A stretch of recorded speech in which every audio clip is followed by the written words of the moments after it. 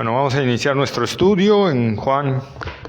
Hoy nos toca ver Juan capítulo 1, versículos 9 al 13. Vamos a intentar abarcar todos estos en unos 35, 40 minutos. Y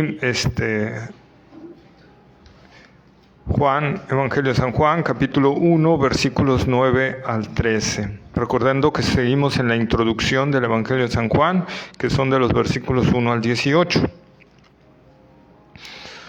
¿Sí? ¿Quién lo lee?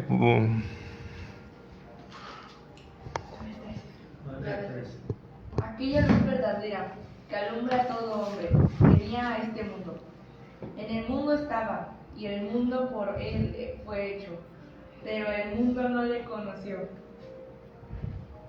A lo suyo vino, y los suyos no le recibieron. Mas a todos los que le recibieron, a los que creen en su nombre, les dio potestad de ser hechos hijos de Dios, los cuales no son engendrados de sangre, ni de voluntad de carne, ni de voluntad de varón, sino de Dios. Amén, ¿verdad? Pues ahí está, sigue hablando de Cristo, ¿verdad? De aquella luz. Recordemos, Juan va a traer varias veces este concepto de luz versus tinieblas, ¿verdad? E inclusive en su epístola, en la primera epístola también vamos a encontrar mucho esto. Y aquí entonces está diciendo Juan, ¿verdad? Aquella luz verdadera. Recordemos también lo que vimos en la clase pasada, en la cédula pasada, que la luz, ¿verdad? No, las tinieblas no pudieron prevalecer contra esa luz. Entonces, aquella luz verdadera, ¿a quién se está refiriendo? Obviamente a Cristo, ¿verdad? A Cristo, aquella luz verdadera, el verdadero en contra de lo falso, en contra de lo ficticio, en contra de lo que no es, ¿verdad? Entonces, nosotros vemos que Cristo, en el cristianismo por esencia es exclusivista. ¿Sí? El cristianismo por esencia es exclusivista. ¿Qué quiere decir eso? El cristianismo dice ser el único camino, el cristianismo, Cristo el único camino, Cristo la única verdad, Cristo la única puerta, Cristo el único pastor, Cristo. Entonces es algo, cuando Jesús dijo yo soy la luz, no dijo yo soy una luz, ¿verdad? Yo soy la luz. ¿Qué está diciendo? Que fuera de Él no hay otra luz. ¿Ok? Entonces, ¿qué es esa luz verdadera? ¿Qué quiere decir? Que fuera de Cristo todas las demás luces aparentes son falsas, ¿verdad? Son ficticias. ¿Sí? Entonces, y dice Juan que alumbra a todo hombre. Aquí viene una cuestión especial que hay que poner un énfasis, y ahí es cuando nosotros tenemos que analizar el contexto. Por eso es importante analizar lo que Juan va a hablar en todo el contexto, lo que venía hablando en los versículos 7 y 8, y lo que alumbra aquí, que alumbra a todo hombre. A todo hombre alumbra a Cristo, a todos. Bueno, vamos a ver que hay muchos filosofías o cuestiones, formas de traducir esto, ¿verdad? Que dicen, pero agarrando el contexto solo hay una forma de entenderlo, ¿sí? ¿Y cuál es eso? ¿Qué significa que alumbra a todo hombre? ¿A todos, a todos, a todos, a todos? No, ¿sí? Si nosotros vemos y analizamos detenidamente lo que estamos analizando, vamos a ver que alumbra a todo hombre que escucha el Evangelio, ¿sí? Eso sí, crea o no crea, todo ser humano recibe un grado de iluminación. Crea o no crea. Y lo vamos a ver con textos bíblicos, ¿verdad? Esa luz que alumbra a todo hombre, ilumina a todo aquel que oye el Evangelio, es decir, imparte un cierto grado de comprensión en asuntos espirituales. No quiere decir esto que esa persona pueda ser salva, ¿verdad? Vamos a ver que el grado de iluminación va a cambiar, ¿sí? Todo hombre que escucha el Evangelio es iluminado en cierta forma por el mismo Evangelio. Nosotros vamos a ver casos en la Escritura de gente que fue alumbrada pero que rechazó el Evangelio, y gente que fue iluminada y aceptó el Evangelio, ¿verdad?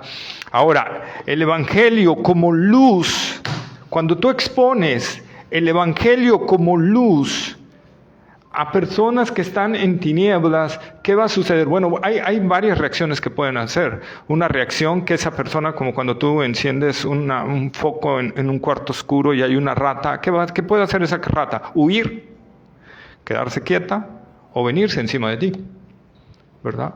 Entonces, el Evangelio genera hostilidad a veces a ciertas personas. Por eso vamos a encontrar en la misma Escritura que ciertas personas se fueron contra Jesús, ¿verdad? Y lo quisieron matar varias veces. ¿Acordamos cuando lo quisieron aventar del precipicio, ¿verdad? Cuando tomaron palos para querer golpearlo. Entonces quisieron varias veces matar a Jesús. Otros que dijeron, después lo iremos, ahí nos vemos, ¿verdad? Y otros salían huyendo, ¿no? Pero el Evangelio es lo que genera. Y otros, ¿qué hacían? Creían, ¿verdad? Y seguían a Jesús. Entonces vamos a encontrar vez tras vez eso, y es lo que Juan está dando en la introducción. Todo lo que va a estar desplegando en su Evangelio, Juan lo está dando en esta introducción. Las reacciones que va a haber ante esa luz. Toda persona es expuesta ante esa luz. La reacción, ahí vamos a ver por qué son esas reacciones. Amén. Puede ser que esa iluminación, por ejemplo, solo se dé en la mente de la persona. O sea, es decir, que Cristo no está iluminando, pero al final recibe una iluminación. Por ejemplo, vayamos a Hebreos capítulo 6, Hebreos capítulo 6 y versículo 4, Hebreos 6, 4. Y bueno, a ver que lo lea alguien, y le voy a pedir a Dulcita que lea 2 Corintios 4, 4 cuando se lo pida, que lo tenga ya a la mano. Hebreos 6:4, ¿quién lo lee? A ver. Porque es imposible que los que una vez fueron... Porque es imposible que los que una vez fueron iluminados y gustaron del don celestial, fueron hechos partícipes del Espíritu Santo, y asimismo gustaron de la buena palabra de Dios y los poderes del siglo venideros. Y recayeron, sean otra vez renovados para arrepentimiento, crucificando de nuevo para sí mismo al Hijo de Dios y poniéndole a vituperio. Ahí está, ¿eh? Los que una vez fueron, ¿qué dice? Iluminados. O sea, recibieron un grado de iluminación, recibieron un grado de entendimiento, ¿sí? Y entendieron que el Evangelio era la verdad, pero no hubo una transformación de vida, no hubo un nuevo nacimiento, solo fue algo intelectual. Es esa persona que cuando tú dices, no, sí entiendo, sí, y empieza a caminar un tiempo en el Evangelio inclusive, pero cuando viene la prueba, Jesús dijo, ¿verdad? ¿Se acuerdan de la semilla? La que cae en los pedregales, la que cae en donde está la cizaña, ¿verdad? La que cae fuera del camino y se lo comen los pájaros, pero solo hay una semilla que germina. ¿Cuál es? La que cae en buena tierra, ¿verdad? Entonces aquí Hebreos 6:4 está hablando de ese tipo de gente, ¿verdad? De esa gente que ha sido iluminada, que ha entendido el Evangelio, que al momento la recibe con gozo, dijo el Señor Jesucristo, ¿verdad? Pero después viene la prueba, viene la dificultad, ¿verdad? ¿Y qué hacen? Pues retroceden, ¿verdad? Retroceden. Y aquí es una advertencia acerca de esa apostasía. Si alguien recibió ese tipo de iluminación y se vuelve atrás, dice la palabra de Dios, ya no puede ser renovado. Ya no va a ser iluminado. Ya quedó descartado de todo arrepentimiento y de todo. ¿Sí? ¿Ok? Entonces, estos terminan retrocediendo, ¿sí? Eso es lo que nosotros tenemos que ver. O sea, al final de cuentas hay una cierta iluminación, pero el corazón sigue nublado, sigue entenebrecido. Solo recibieron una luz en su mente. Por eso 2 Corintios 4:4. Por favor, Dulce. Ajá.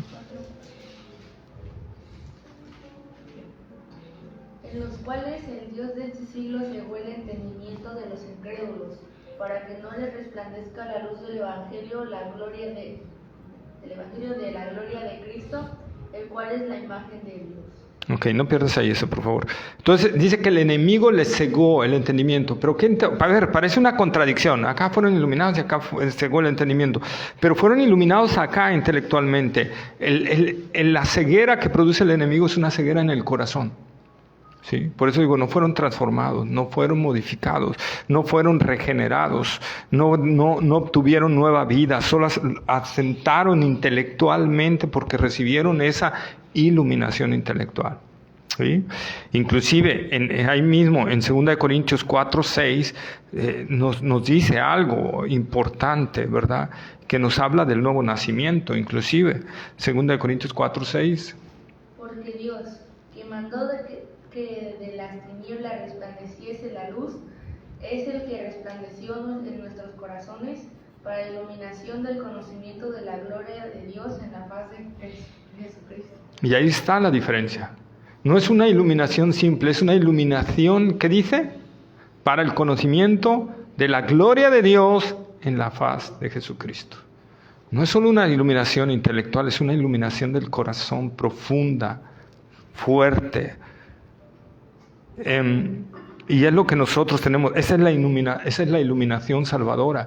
Esa es la luz, y la luz tiene un significado en la palabra. No solo significa santidad, también significa vida, ¿verdad? Y cuando la luz de Dios llega a un corazón y lo ilumina plenamente, entonces la nueva vida ha llegado, el nuevo nacimiento, ¿verdad? Y es lo que habla precisamente también Hebreos capítulo 10, 32, ¿verdad? Que dice, ahí sí habla verdaderos cristianos que fueron iluminados, ¿verdad? Después de haber sido iluminados, sostuvisteis gran combate de padecimientos, ¿verdad? Y sufristeis la pérdida de vuestros bienes con gozo. Entonces nosotros vemos los diferentes grados de iluminación. Por eso es que Juan está diciendo, ¿verdad?, que Cristo es la luz que alumbra a todo hombre, pero no los alumbra con la misma intensidad a todos, ¿ok?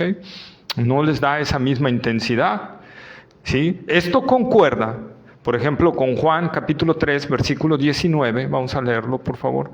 ¿Quién me lo tiene? Juan capítulo 3, versículo 19. A ver, le voy a pedir a Dulce Mayor Juan 3, 19 y a Chava Papá 12, 46. Juan 12, 46. Ay, perdón, le dije no. Y él está en la condenación, que la luz vino al mundo, y los hombres amaron más las tinieblas que la luz, porque sus obras eran malas. Ahí está, ¿verdad? ¿Qué pasó? ¿Qué dice ahí? Que sí fueron iluminados, pero ¿qué pasó? Amaron más. Ojo.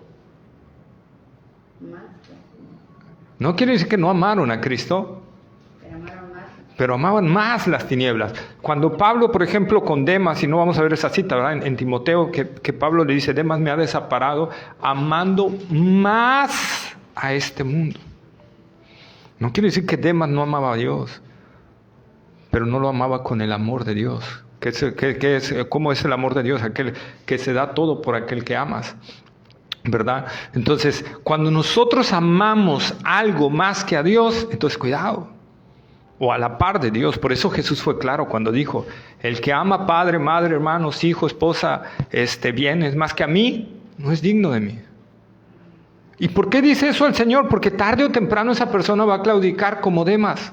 Demas participó de tribulaciones, de pruebas, de persecuciones junto con Pablo, pero llegó el momento en que dijo Demas, esto no es para mí, ¿verdad? Yo mejor me voy a lo que estaba antes, y se fue y dejó y abandonó a Pablo, ¿verdad?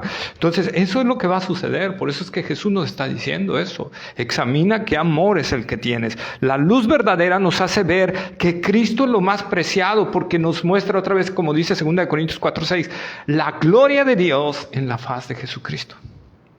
Y nos hace ver lo preciado que es Dios, lo glorioso que es Dios, la gloria de Dios, o sea, ¿amén?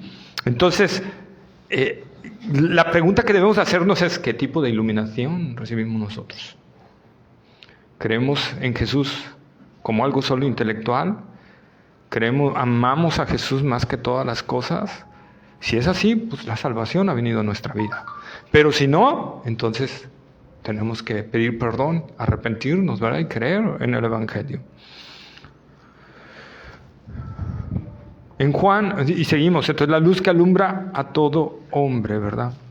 Versículos 10 y 11. En el mundo estaba y el mundo por él fue hecho, pero el mundo no le conoció. A lo suyo vino y los suyos no le recibieron.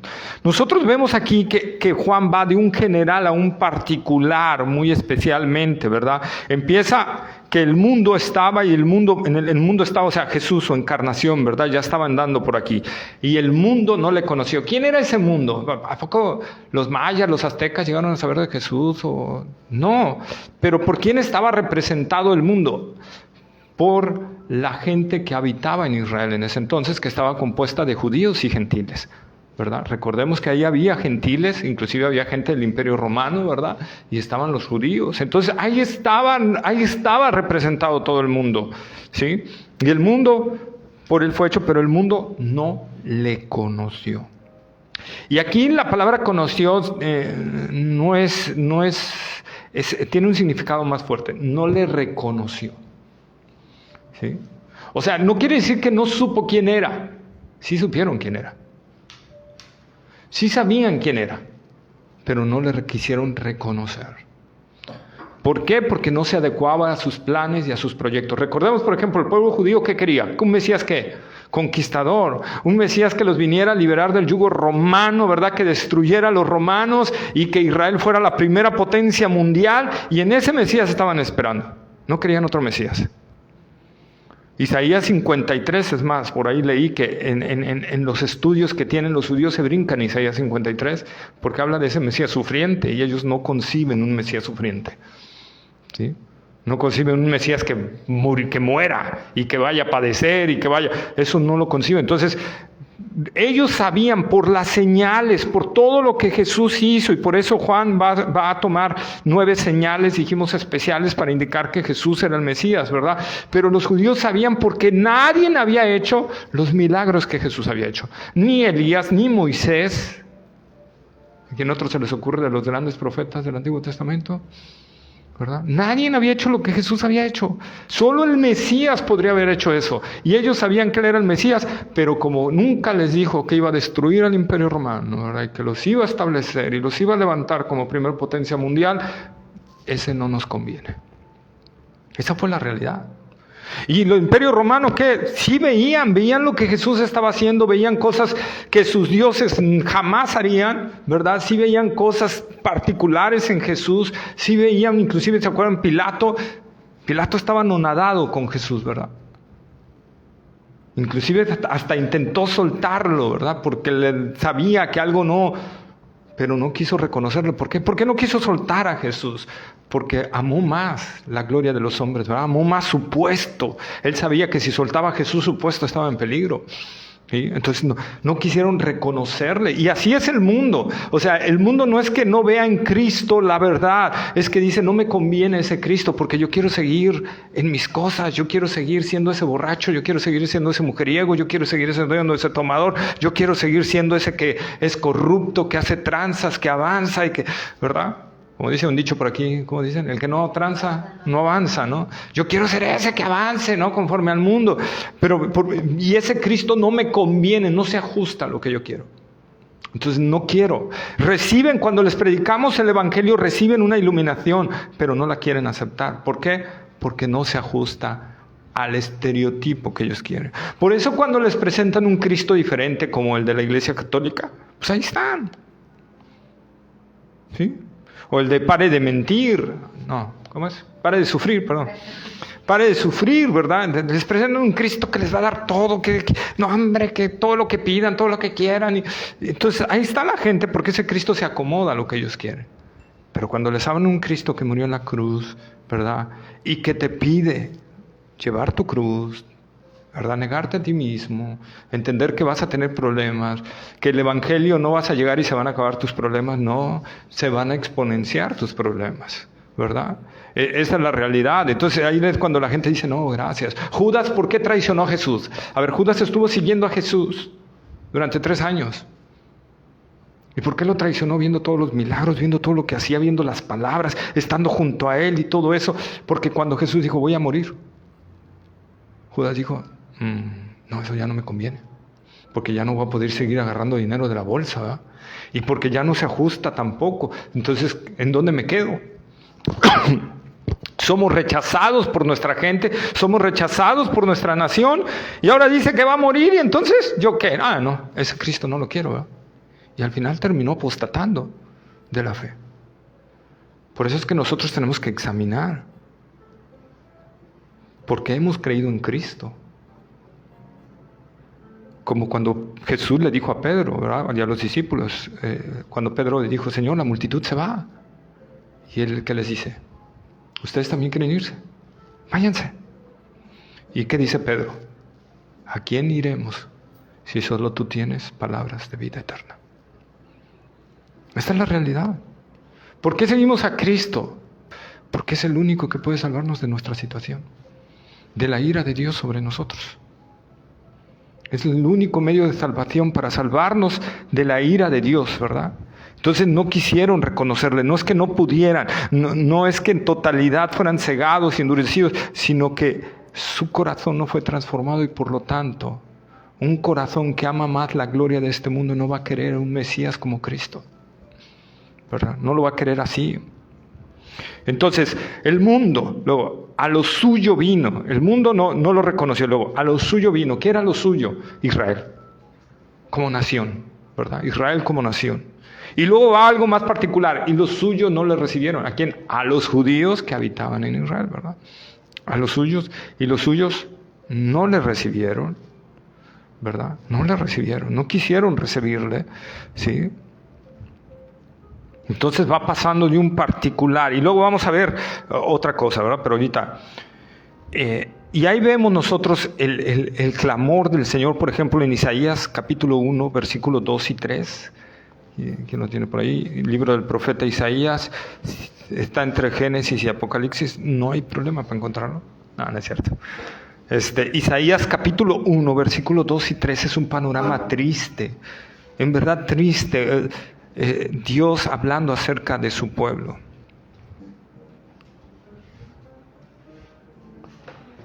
Oí cielos y escucha tierra, porque el Señor habla. Hijos crié y los hice crecer, mas ellos se han rebelado contra mí. El buey conoce a su dueño y el asno el pesebre de su amo, pero Israel no conoce, mi pueblo no tiene entendimiento. Ahí está, ¿verdad? Entonces, ¿y a quién invoca el Señor por testigo? ¿A quién invoca? Escucha, cielos y tu tierra. Está invocando a la creación como testigo, ¿verdad? De cómo Dios protegió a Israel, cómo Dios suplió a Israel, cómo Dios le daba las victorias, cómo las maravillas que Dios hacía entre ellos, y ellos que hicieron, se rebelaron. ¿Por qué? Porque no tenían conocimiento ni entendimiento.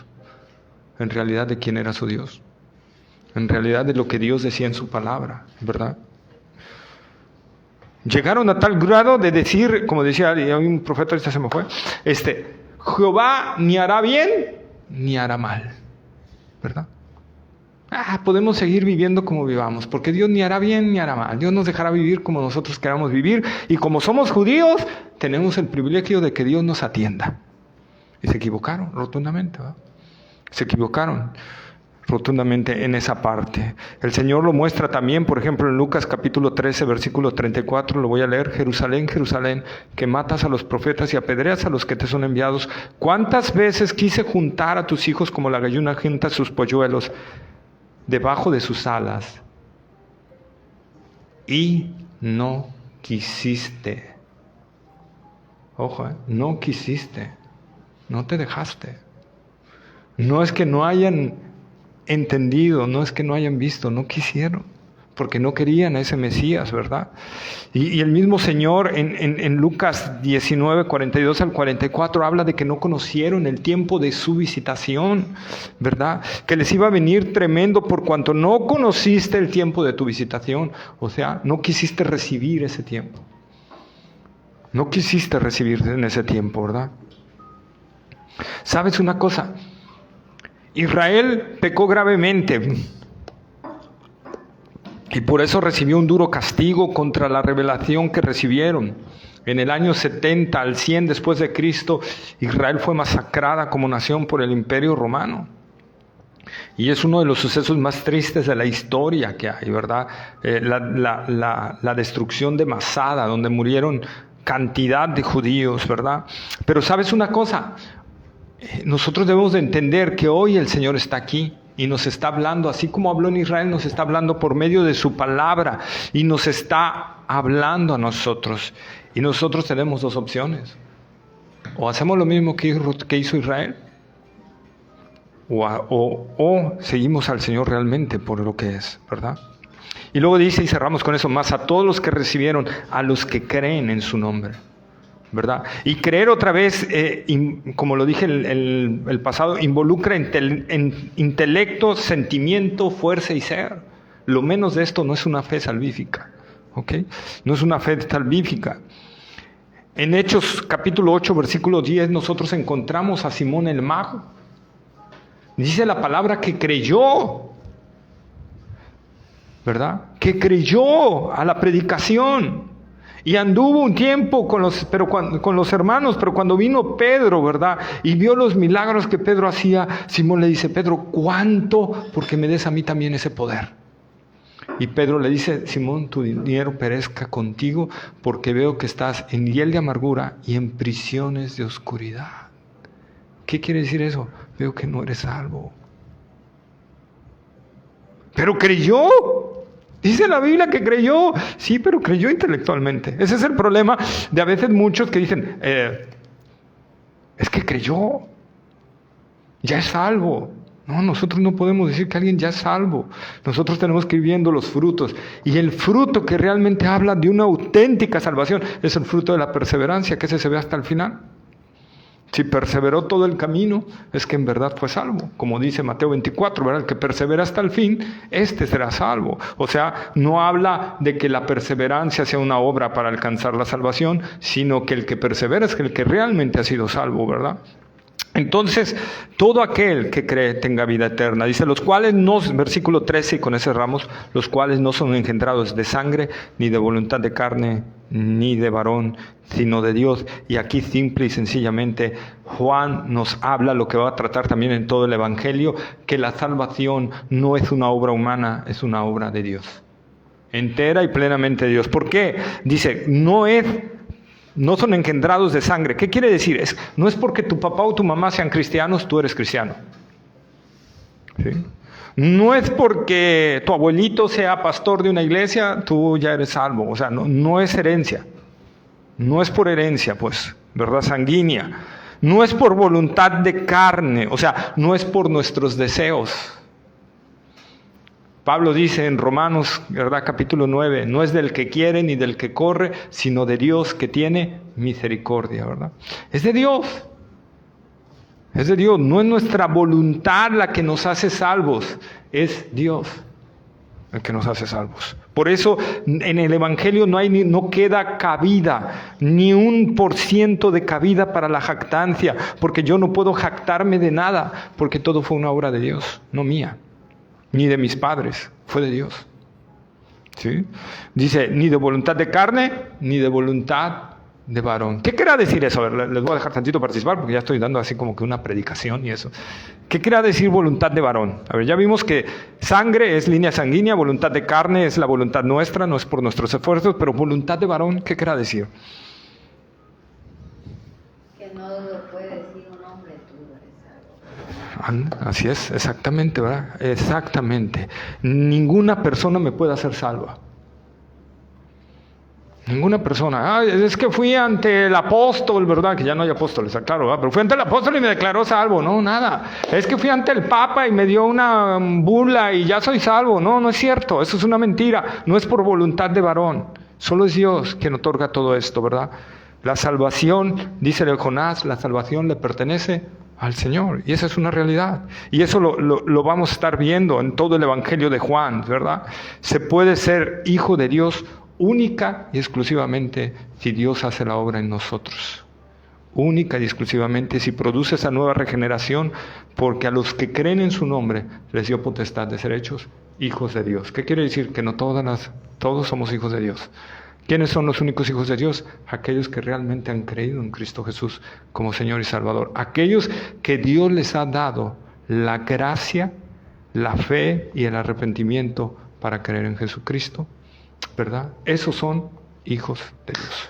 Y eso es lo que Juan nos está hablando en estos versículos. Y eso es entonces en lo que nosotros debemos de meditar. ¿Somos realmente hijos de Dios? ¿Hemos creído realmente con esa fe salvífica para creer en Cristo? Asegurémonos que sea así, que no sea algo intelectual, para que no llegue el momento de que nos tengamos que apartar del Señor. Porque si es intelectual va a llegar ese momento. Pero si es realmente una obra de Dios, vamos a perseverar. Entonces quisiera cerrar con las palabras de Pablo a la iglesia de Corintio en su segunda epístola. Examinaos a vosotros mismos si estáis en la fe. No vaya a ser que estéis reprobados. O sea, Pablo, ¿qué le está diciendo a los hermanos de Corintio? No vaya a ser que ustedes crean que son y no son, ¿verdad? Examinemos esa fe. Y si somos, tengamos la seguridad de que vamos a estar con el Señor, ¿verdad? ¿Por qué? Porque lo prometió. El que cree en mí no morirá jamás, ¿verdad? Jamás. Yo creo que un salvo nunca se va a enojar porque le pidas que se examine. Así es. Es simple, ¿no? Enseguida una persona que no lo es se va a molestar. El famoso no me juzgues. Exacto, exacto. Yo creo que un verdadero cristiano siempre va a estar abierto oye, cuídate, no me gustó esto de ti, examínate. Siempre va a estar, oye, ok, está bien. Sí, Voy a sí. ver, lo voy a analizar, pero ahorita tú no le puedes decir nada a nadie. Ah, sí, no me juzgues. ¿Quién te ha dado la facultad para juzgarme, ¿verdad? ¿Quién eres? Y eso es importante, inclusive, ahorita se me fue la cita, pero la Biblia nos insta a juzgarnos unos a otros, porque eso nos va a ayudar. O sea, por ejemplo, hay cosas que yo no veo en mí por mi simple vista. Sí, así es. Es más, la Biblia habla de que Una muestra en de amor. Ezequiel, Así es, que tu sangre no demandaré de tu mano, ¿no? así es. Si tú al pecador le dices, ya no va a ser culpa tuya. Tuyo ya, va a ser de él. Ya es bronca de él, ¿no? Exacto, Por supuesto que es correcto. es correcto. Y como decía Dulce, es una obra de amor, al final de cuentas, ¿no? Sí, sí, sí. Como creo que lo platicamos una vez, la muestra de que en verdad eres amigo de alguien, de que en verdad amas a alguien, es decirle que algo está haciendo mal. Sabes que a lo mejor se va a enojar, sabes que a lo mejor no va a reaccionar como tú quieres, te puede dejar de hablar, pero es la mejor muestra de amor, porque lo estás ayudando. Porque si no lo estás dejando a su propio pecado, a su propio detalle, ¿verdad? Y como dijo ahorita Chava, es cierto, y Dios te va a demandar eso a ti. Entonces no solo es una muestra de amor, también es una muestra de amor para uno. Lo del impío, Así. cuanto más entre hermanos. Así es, amén. Yo veo que, a ver, te jalo, ¿no? Te jalo por Sí. acá y hablo contigo, ¿no? Hasta los evangelios dicen, ¿no? Díselo a él. Si Así no es. entiende, háblate a unos testigos. Ujú. Ya está, tengo por pecado. Por gentil y por pecado. Amén. Amén. ¿Algo más que quieran comentar, hermanos?